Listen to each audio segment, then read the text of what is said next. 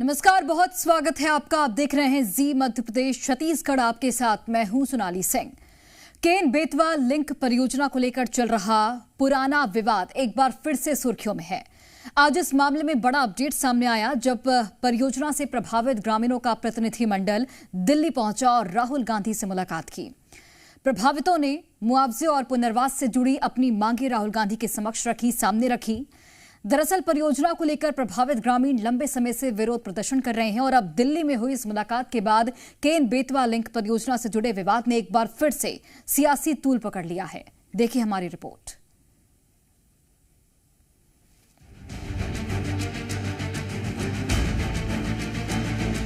Ken Betwa link परियोजना, जिसे बुंदेलखंड की तस्वीर बदलने वाली परियोजना बताया गया, वही परियोजना विस्थापन, मुआवजे और पुनर्वास के सवाल पर घिरती जा रही है। जिन ग्रामीणों की जमीन इस परियोजना की जद में आई, उनका विरोध आज दिल्ली तक पहुंच गया। प्रभावितों का प्रतिनिधिमंडल राहुल गांधी से मिला और अपनी पीड़ा उनके सामने रखी। सवाल सिर्फ मुआवजे का नहीं, सवाल उस जमीन का है पर पीढ़ियों से इन ग्रामीणों का हक रहा और इसी हक की लड़ाई में अब दिल्ली से लेकर बुंदेलखंड तक आवाज बुलंद हो रही है। मध्य प्रदेश की महत्वाकांक्षी केन बेतवा लिंक प्रोजेक्ट को लेकर वहाँ के लोग राहुल गांधी से मिले। छतरपुर और पन्ना इलाके में ये प्रोजेक्ट हो रहा है और बहुत ही महत्वाकांक्षी प्रोजेक्ट है, लेकिन इसके जो रिपरकशंस हैं, इसकी जो खामियां हैं, इसका जो नुकसान ये है कि वहाँ के लगभग कहा जा रहा है 10,000 से ज़्यादा परिवार उजाड़े जाएंगे, क्योंकि ये महत्वाकांक्षी परियोजना को अगर बनाना है, प्रोजेक्ट को पूरा करना है, तो परिवारों को हटाना होगा। इसी को लेकर एलओपी यानी कि leader of opposition Rahul Gandhi से कुछ लोगों ने मुलाकात किया। आज केन बेतवा लिंक परियोजना के प्रभावितों का प्रतिनिधिमंडल दिल्ली पहुंचा, जहां राहुल गांधी से उनकी मुलाकात हुई। प्रभावित ग्रामीणों ने परियोजना के चलते होने वाले विस्थापन, मुआवजे और पुनर्वास से जुड़ी अपनी समस्याएं राहुल गांधी के सामने रखी। ग्रामीणों का कहना है कि उनकी मांगों पर गंभीरता से सुनवाई होनी चाहिए। दरअसल इसमें हम 20 लोग थे जो प्रतिनिधिमंडल है। केन बेतवा लिंक परियोजना है, मझगांव बांध है, रुंज एनटीपीसी और नैगवा सिंचाई परियोजना है। मुख्य रूप से इसमें जो कानून है, कानून का पालन नहीं हो रहा है। जो लोग जो विस्थापित लोग हैं उनके साथ कानूनन संवैधानिक रवैये के साथ, संवेदनशीलता के साथ बर्ताव की जगह उनके साथ बर्बरतापूर्वक बर्ताव किया जा रहा है और पुलिस के दम पर बिगर मुआवजा दिए, बिगर नोटिस दिए लोगों का जबरन विस्थापन और गैरकानूनी बेदखली हो रही है। लेकिन आज की ये मुलाकात अचानक नहीं हुई। इसके पीछे महीनों से चल रहा विरोध और संघर्ष है। केन बेतवा परियोजना को लेकर प्रभावित गांव में लगातार प्रदर्शन होते रहे हैं। ग्रामीणों ने कभी धरना दिया, तो कभी जल सत्याग्रह के जरिए अपना विरोध दर्ज कराया, तो कभी अपनी जमीन और भविष्य को लेकर प्रशासन के सामने सवाल खड़े किए। तो आपका भी घर उजाड़ दिया गया है? घर नहीं उजाड़ा है, जमीन को पैसा नहीं आया है, न 2 जने को वोटर का आया है, न पूरी जमीन छीन लिए, मकान छीन लिए। तो राहुल गांधी से आप मिली हैं? हाँ। तो राहुल गांधी ने क्या कहा आपसे? वे कह रहे थे कि हमारे अब आदमी जाएंगे, फिर हम आएंगे, हम अपने आँख से देखेंगे। हाँ, हमारी लगी हुई फसल खुद डाली। 2 साल से हमारे यहाँ लाइट नहीं है। तो रह कहाँ रही हैं आप? सड़क पे? हमारे यहाँ के सामान निकाल के फेंक दिया था सड़क में, तो हम एक ठा भी मकान बनाए, वहीं रह रहे हैं। तो राहुल गांधी से मिली हैं? हाँ मिले हैं। वे बोल रहे थे आप जाइए, हम बरसात बाद आएंगे। हमने बोला अभी अच्छा नहीं, वहाँ बहुत सारा खोद डारा, कहाँ रखेंगे उन लोगों को। जुलाई में भी परियोजना के विरोध में प्रभावित ग्रामीणों ने बराना नदी के किनारे लंबा आंदोलन किया था। करीब 15 दिन तक चले इस प्रदर्शन में विस्थापन, मुआवजे और पुनर्वास का मुद्दा प्रमुख रहा। प्रदर्शन स्थल पर ग्रामीणों ने जल सत्याग्रह भी किया। हालांकि बाद में पुलिस प्रशासन ने प्रदर्शन स्थल खाली करा दिया, लेकिन ग्रामीणों का विरोध खत्म नहीं हुआ। 50,000 किसी का 60,000, किसी का 1 लाख, इतना मुआवजा दे रहे। किसी को तो मुआवजा भी नहीं दिया मकान का, बिना मुआवजा दिए घर मकान तोड़ दिए हमारे। और फिर अगर बड़े बड़े लोगों के अगर 2-2, 4-4, 5-5 लाख में लैट्रिन बाथरूम तैयार नहीं होते, तो हमारे मकान कैसे बन जाएंगे? फिर हमारे मकान बस नहीं है, हमारे उसमें हमारी विश्वास है, हमारे पुरखों की यादें हैं, हमारे बच्चों की किलकारी गूंजे, सब कुछ पैसा मायना नहीं रखता। हम तो सरकार से ये कहना चाहते कि जैसे हम विस्थापित 1 बजे रात को लेडीज को डंडा मार मार के कम से कम 2 किलोमीटर तक भगाया गया। साथ में पटवारी, साथ में पुलिस, ये इनका कोई हक बनता है? ठंडी में पानी छीट रहे हैं फुहारा लेके मशीनों का, लेडों पे मार के डंडे दे भगा के 2-3 किलोमीटर तक करा भगाया गया रात को। उज्जैन की पुलिस आती है, इसकी भोपाल की भी आती है, सब जगह जबलपुर की, सागर की, सब जगह की पुलिस 5-4-5 हज़ार लेके आते हैं, रात को डंडे पीट भगाते हैं। अब वही सवाल एक बार फिर सियासी गलियारों में पहुंच गया है। प्रभावितों की राहुल गांधी से मुलाकात ने केन बेतवा परियोजना के पुराने विवाद को फिर से चर्चा में ला दिया है। ग्रामीण मुआवजे और पुनर्वास की मांग पर कायम है, जबकि परियोजना को लेकर पर्यावरणीय चिंताएं भी पहले से बहस का हिस्सा रही हैं। 2 दशक पहले जिस परियोजना को विकास की नई कहानी लिखने का सपना बताया गया था, आज उसी परियोजना के प्रभावित अपने हक की कहानी दिल्ली तक लेकर पहुंचे हैं। बुंदेलखंड के गांवों से उठी आवाज अब राहुल गांधी तक पहुंच चुकी है। मुआवजा चाहिए, पुनर्वास चाहिए और अपनी जमीन जिंदगी से जुड़े फैसलों में प्रभावितों की बात सुनी जाए, यही उनकी मांग है। अब देखना होगा कि दिल्ली में हुए इस मुलाकात के बाद केन बेतवा का ये पुराना विवाद किस दिशा में आगे बढ़ता है और क्या प्रभावितों की आवाज को समाधान मिलता है या फिर जमीन पर विरोध का सिलसिला यूं ही जारी रहता है। इससे शर्मनाक तस्वीर दिल्ली, जहां पर लोकतंत्र का सबसे बड़ा मंदिर है और जहां पर लोग यानी कि जन से जुड़े सवाल उठाने की हिमाकत कोई नहीं करता, अपनी अपनी राजनीतिक रोटियां सेकने में लगे रहते हैं, वहां पर आम आदमी ऐसे ही पिसता है और पूछता रहता है कि भाई साहब 20,000 में झोपड़ी भी बन पाएगी क्या? ये अपना खर्चा करके छतरपुर और पन्ना से दिल्ली आए हैं, दिल्ली दरबार है, यहाँ पे बड़े बड़े नेता बैठते हैं। अब देखना ये होगा कि लाडली बहन और लाडले भाई इनकी समस्या कब सुलझा पाते हैं। कैमरा जर्नलिस्ट राजेश चौहान के साथ अनुराग मिश्रा, जी मीडिया, दिल्ली। और चलिए इसी मुद्दे पर चर्चा के लिए हमारे कुछ सहयोगी भी जुड़े हैं अलग अलग जगहों से। इसके साथ ही कुछ मेहमान भी जुड़े हैं। भोपाल से सहयोगी अनिल नागर जुड़े हुए हैं, पीयूष शुक्ला जुड़े हैं पन्ना से। इसके अलावा पर्यावरणविद अजय दुबे भी हमारे साथ जुड़े हैं और सामाजिक कार्यकर्ता अमित भटनागर भी हमारे साथ जुड़े हैं। आप सभी का बहुत स्वागत है। और अमित भटनागर जी, आपसे शुरुआत करते हुए, चूंकि प्रतिनिधि मंडल की राहुल गांधी से मुलाकात हुई है और आप भी उसमें शामिल थे, क्या कुछ यहाँ पर राहुल गांधी की ओर से आश्वासन दिया गया है और अपनी परेशानियां किस तरीके से आपने राहुल गांधी के सामने रखी? क्योंकि अभी हमने जो हमारे वहां पर सहयोगी थे, उन्होंने कई जो पीड़ित थे उनसे बातचीत की, तो वो ये कह रहे हैं कि राहुल गांधी ने कहा है कि बारिश के बाद वो खुद आके पूरी स्थिति देखेंगे और संसद में इस मुद्दे को उठाएंगे।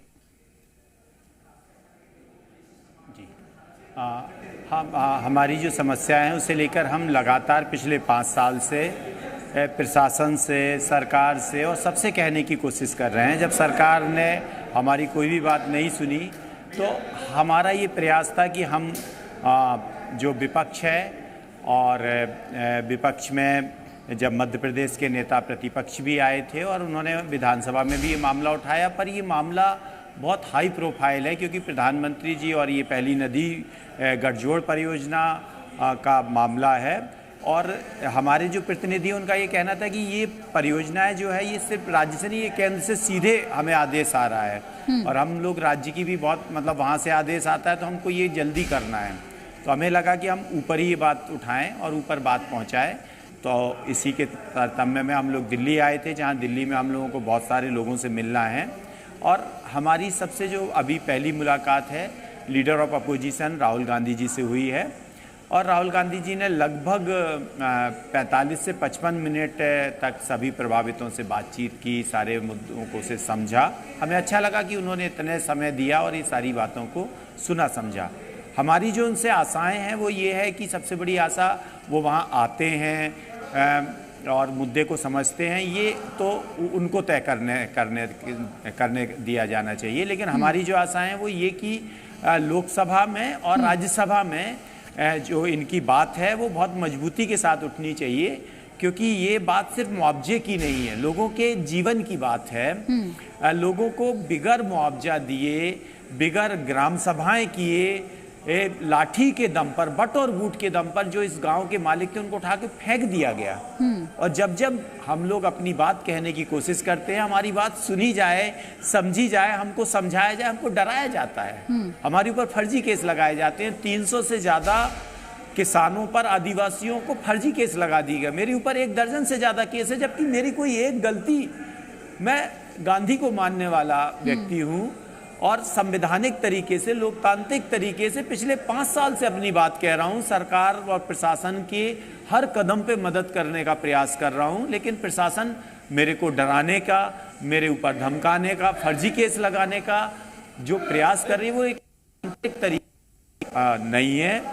तो ये बात विधानसभा में तो उठी है, लेकिन साथ साथ लोकसभा में पूरी तरीके से उठे, राज्यसभा में भी ये बात उठे।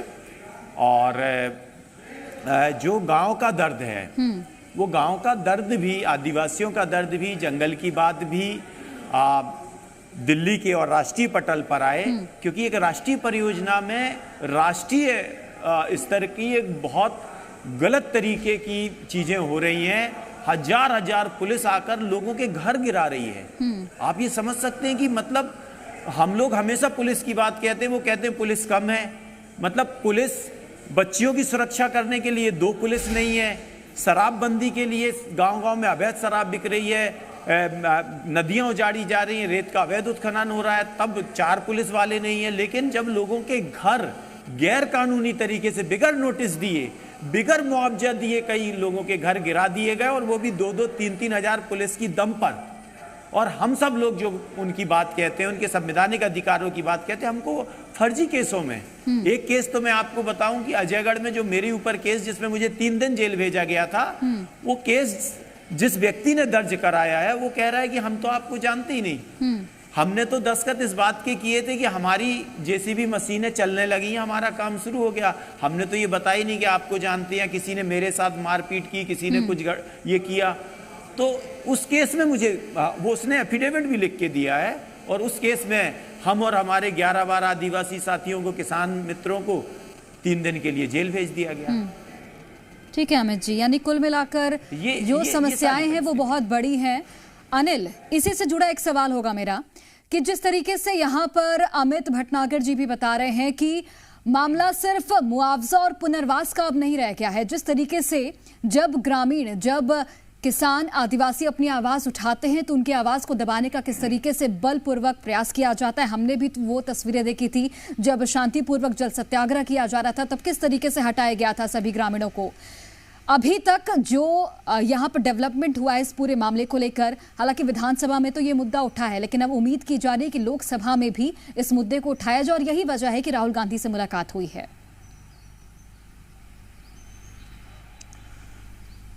देखिए, एक तरफ मोहन सरकार ये दावे कर रही है केन बेतवा लिंक परियोजना से जो बुंदेलखंड क्षेत्र का जो सूखा है वो खत्म होगा, किसानों को लाभ मिलेगा, जो किसान खेती नहीं कर पाते उनके खेत तक पानी पहुंचेगा। देखिए, ये तो भविष्य की बात हो गई कि ऐसा हो पाएगा कि नहीं हो पाएगा, लेकिन फिलहाल हजारों किसानों का जीवन बर्बाद होते हुए दिखाई दे रहा है। हजारों ऐसे आदिवासी समाज के लोग हैं जिनके घर परिवार उजड़ते हुए दिखाई दे रहे हैं, और जब ये अपने हक की बात करते हैं, अपनी मांग पूरी करवाने के लिए जब ये धरना प्रदर्शन करते हैं, जल सत्याग्रह करते हैं, भूख हड़ताल करते हैं, तो यहां पर देखेंगे कि मध्य प्रदेश पुलिस बलपूर्वक इनको हटाने के लिए वहां पर पहुंच जाती है। वो तस्वीरें किसी से छिपी नहीं है, तस्वीरें साफ तौर पर यह बयां कर रही थी कि सरकार चाहती ही नहीं है कि जो प्रदर्शन यहां के ग्रामीण कर रहे हैं अपनी मांगों को लेकर, जो कि उनका अधिकार है, क्योंकि यहां पर कई यादें इन ग्रामीणों की जुड़ी हुई है। इन गांवों में वर्षों से वो रह रहे हैं, यहां पर उनके खेत खलियान है, लेकिन एक झटके में उनके इन खेत खलियान गांवों को उजाड़ दिया जा रहा है। देखिए, ये भविष्य में कितना लाभ इनको मिलेगा, दूसरे किसानों को कितना मिलेगा, ये तो अलग बात हो गई, लेकिन जिस तरह से अभी हजारों ऐसे किसान हैं जिन्हें उचित मुआवजा मिलना चाहिए। हजारों ऐसे ग्रामीण हैं जिन्हें उचित मुआवजा मिलना चाहिए, लेकिन उन्हें उचित मुआवजा नहीं दिया जा रहा है और बड़ी संख्या में ऐसे पीड़ित ग्रामीण हैं जिनकी राहत राशि में जिनका नाम नहीं है। और यही वजह है कि जो इस परियोजना से प्रभावित हो रहे ग्रामीण हैं, उनका आक्रोश लगातार बढ़ता चला जा रहा है। और आज वो देखेंगे कि दिल्ली पहुंच जाते हैं, राहुल गांधी से मुलाकात करते हैं और राहुल गांधी से अब उन्हें उम्मीद है कि शायद राहुल गांधी सदन में उनकी आवाज उठाए, क्योंकि मध्य प्रदेश में देखेंगे कि मध्य प्रदेश का जो विपक्ष है वो तो मध्य प्रदेश के सदन में इनकी आवाज उठाकर देख चुका है, लेकिन उसके बावजूद सरकार के सर में देखेंगे जू जो है वो नहीं रेंगती है। सरकार टस से मस नहीं होती है। बस ये कहा जाता है कि सबको उचित मुआवजा दिया जाएगा। अगर सरकार की ओर से इन ग्रामीणों को ठोस आश्वासन दे दिया जाता और राहत दे दी जाती तो शायद ये आज दिल्ली तक नहीं पहुंचे होते और राहुल गांधी से मुलाकात नहीं करते। फिलहाल राहुल गांधी ने इन्हें आश्वासन दिया है कि वो बारिश के बाद जो है छतरपुर आएंगी और मौके पर देखेंगे कि क्या पूरी स्थिति है। यानी आने वाले दिनों में कांग्रेस इस मुद्दे को लेकर जो है न केवल मध्य प्रदेश में देखेंगे, दिल्ली में भी जो है धरना प्रदर्शन कांग्रेस की ओर से देखा जा सकता है और पुरजोर तरीके से विपक्ष जो है देखेंगे कि लोकसभा में भी जो है इस मुद्दे को उठा सकता है। देखिए, जो पीड़ित है ग्रामीण जो इस योजना से प्रभावित हो रहा है वो लंबे वक्त से मांग कर रहे हैं कि उन्हें उचित मुआवजा दिया जाए और ना केवल अब ये उचित मुआवजे की बात रह गई है, ये अब जंगल को बचाने की लड़ाई भी जो है ग्रामीणों के लिए आ गई है। जैसे कि अभी हम सुन रहे थे जो रहा है और अभी भी जो संघर्ष है वो जारी है ग्रामीणों का, और हम तस्वीरें भी लगातार दर्शकों तक पहुंचाते रहे हैं। और देखना होगा, चूंकि अब राजनीतिक सरगर्मियां भी इस मामले को लेकर जाहिर तौर पर प्रदेश की भी बढ़ेंगी और देश की भी बढ़ेंगी, उस पर भी आप नजर बनाकर रखिएगा। अजय दुबे का रुख कर लेते हैं, पर्यावरणविद हैं। अजय दुबे जी, जिस तरीके से इस पूरे मामले को लेकर हम देख रहे हैं कि 24 गांव जो यहां पर छतरपुर के हैं वो प्रभावित होंगे, 8 गांव डूब क्षेत्र में चले जाएंगे, पन्ना के 14 गांव हैं जो पन्ना टाइगर रिजर्व में शामिल हो जाएंगे। पर्यावरण के लिहाज से आप इसे किस तरीके से देखते हैं? देखिए, ये पर्यावरण के लिए बहुत बड़ी त्रासदी है। पन्ना टाइगर रिजर्व का 40% एरिया डूब जाएगा, 200 स्क्वायर किलोमीटर के करीब डूबेगा, 7 लाख पेड़ पूरी तरह बर्बाद हो जाएंगे। पन्ना टाइगर रिजर्व 2009 में वहां पे सारे बागों का सफाया होने पर दोबारा बाग स्थापित किए गए थे। पन्ना टाइगर रिजर्व में मैं अभी जो केन बेतवा के पूरे विस्थापितों का संघर्ष अमित जी लड़ रहे हैं, तो जो उनकी बात में मैंने सुना कि जो मूल निवासी हैं उनको उनके घर से खदेड़ा जा रहा है। और मैं आपके सामने ये कहूंगा कि जो पन्ना टाइगर रिजर्व का कोर एरिया चंदनगर रेंज, उसमें निजी लोग, अपने रसूखदार लोग रिजॉर्ट बना रहे हैं वन भूमि में। तो जो मूल बाशिंदा है उसको आप बाहर कर रहे हो, क्योंकि वो आम आदमी है। न ग्राम सभा में सुनवाई हुई, न उसकी पंचायतों की बात सुनी गई, न वहां के जनप्रतिनिधियों ने ये बात रखी जो आज अमित जी रख रहे हैं और आज जो जी न्यूज उठा रहा है। मैं एक तरह से ये मानता हूं कि जो मध्य प्रदेश के नागरिक हैं उनको यदि इस तरह की बड़ी जो डैम योजना है जिसमें बांध और नहरों का नेटवर्क की बात करते हैं, वो उनको ये जानना चाहिए कि इससे पहले 35 साल पहले नर्मदा जो योजना थी नर्मदा घाटी की, उसमें ये कहा गया था वो विस्थापितों की समस्या आज भी नहीं निपटी है। 35 साल बाद उसमें बड़े बड़े डैम बनाए गए। मैं पर्यावरण की दृष्टि से आपको बता दूं कि ओंकारेश्वर नेशनल पार्क उसको नोटिफाई करना था, आज 35 साल हो गए, सरकार ने नोटिफाई नहीं किया। 2 सेंचुरी बनानी थी, 2 कंजर्वेशन रिजर्व बनाने थे। क्यों बनाने थे? इसलिए क्योंकि नर्मदा घाटी परियोजना में बहुत बड़ी वन भूमि डूबी थी।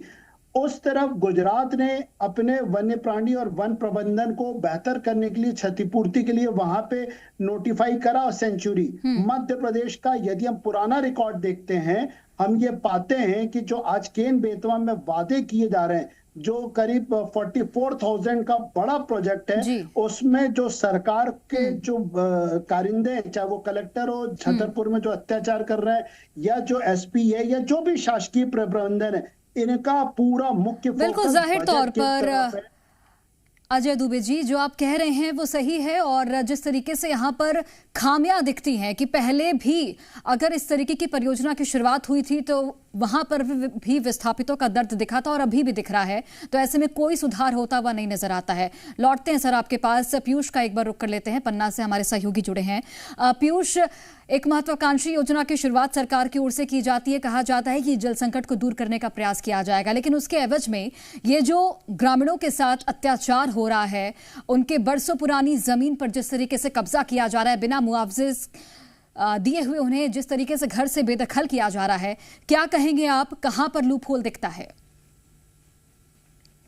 देखिए जी, मध्य प्रदेश छत्तीसगढ़ ने इस मामले को शुरुआत से ही कवर किया है और वर्तमान में मई के महीने की शुरुआत से ही अमित भटनागर रुंज डैम में आंदोलन करने के लिए आए थे और वहां जाकर के टीम ने इनको कवर किया था और लगातार जो आदिवासियों की बात है उसको लगातार दिखाया जा रहा है। देखिए, इस पूरे मामले में समझने की बात सिर्फ इतनी है कि जो भी कार्रवाइयां की गई हैं उनमें संवेदनहीनता ही दिखाई दे रही है।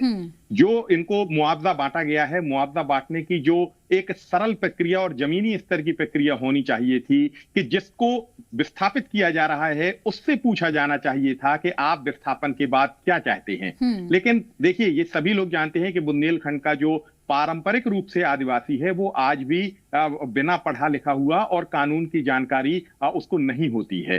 अमूमन हर व्यक्ति को राजस्व विभाग के नियमों की और पंचायत विभाग के नियमों की जानकारी नहीं होती है। तो इनसे जो हलफनामे लेकर के और इनसे जो अंगूठा दस्तखत करवा करके इन्होंने अपनी खाना पूर्ति की और उसके बाद इनको 7.5 लाख रुपए प्रति व्यक्ति के हिसाब से मुआवजा। ठीक है पीयूष, लौटते हैं आपके पास। अमित भटनागर जी, चूंकि समय कम है, मैं चाहूंगी कि हमारे चैनल के माध्यम से आप सरकार तक अपनी आवाज पहुंचाइए। क्या कहना चाहेंगे, कम शब्दों में बताइएगा, क्या कुछ मांगे और किस तरीके से इसका निस्तारण होना चाहिए?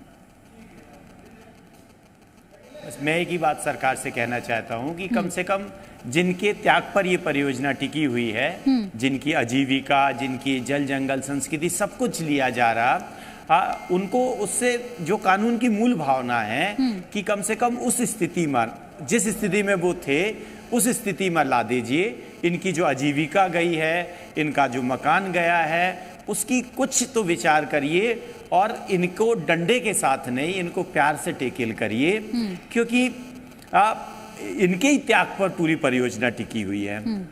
और सरकार लोगों को केस लगाकर, देखिए केस लगाने से कुछ नहीं होगा, ये भारत देश है, गांधी और भगत सिंह का देश है। केस से कोई यहाँ मतलब कुछ लोग डर सकते हैं लेकिन सारे लोग नहीं डर सकते। केस से नतीजा नहीं निकलेगा, नतीजा निकलेगा बैठ के संवाद करने से। आज भी हम पन्ना में गए, पन्ना में धारा 144 163 लगा दी गई कि हम लोग आवेदन ना दे सकें। आज भी आप जो हमारा मझगांव डैम है वहां लाइट काट दी गई है। आदिवासी बिगर लाइट के कैसे रहेंगे? स्कूल तोड़ दिए गए, बिगर स्कूल के। खरियानी गांव है, वहां आसपास कोई स्कूल नहीं है, कैसे बच्चे पढ़ेंगे? कम से कम स्कूल चलाइए। जैसे आप अपने बच्चों के लिए, अपने लिए सोचते हैं, वैसा नहीं तो कम से कम एक सामान्य तरीके से लोगों के बारे में सोचा जाना चाहिए। जय किसान संगठन हम सब सरकार के साथ खड़े हैं, बातचीत करने को तैयार हैं और मदद करने को तैयार हैं। जाहिर तौर पर और यदि हमारी बात को नहीं सुना गया तो फिर ये आंदोलन और तेज होगा और तीव्र होगा। आप हमारी आवाज को दबा नहीं सकते, हमारी जान भी ले लीजिए लेकिन हम अपनी बात कहेंगे, लोकतांत्रिक तरीके से कहेंगे। ठीक है, उम्मीद है कि सरकार तक आपकी बात पहुंचेगी अमित भटनागर जी। तो कुल मिलाकर यहाँ पर संवेदनशीलता की जरूरत है कि जो भी कार्रवाई हो रही है उसमें थोड़ी सी संवेदनाएं होनी चाहिए, प्रशासनिक स्तर पर भी, सामाजिक स्तर पर भी और सरकार के स्तर पर भी। आप सभी का बहुत बहुत धन्यवाद इस चर्चा में हमारे साथ जुड़ने के लिए।